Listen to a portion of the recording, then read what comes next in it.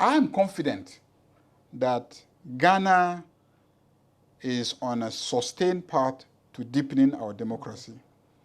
And I am very confident that if we continue at the pace that we are, that I see us assume recently, we will provide no excuse for a military adventurer. And when you say... Let me give you an example.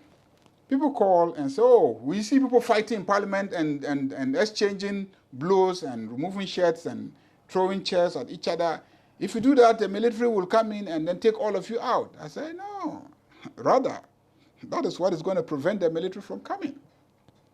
Because soldiers are not senseless human beings. They want checks and balances to work in the democracy. They want a parliament that is not a rubber stamp. A parliament that when the population says, we don't like this, can stand its grounds and tell the executive that we don't like this. The people don't like this. You can't impose it on them.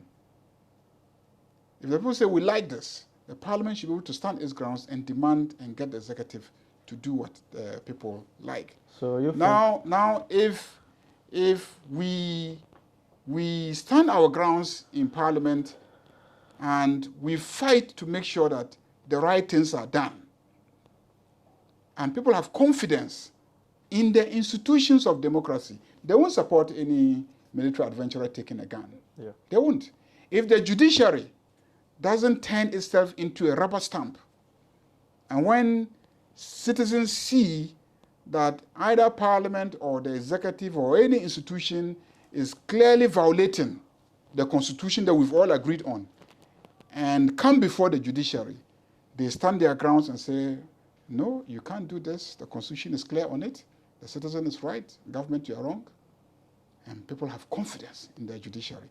When people have confidence in the journalists, that the media will expose wrongdoing and will not be in the pay pocket of executive and politicians and will fight and unearth wrongdoing and demand that the right thing is done, and they have confidence in the media, nobody will support military adventurers.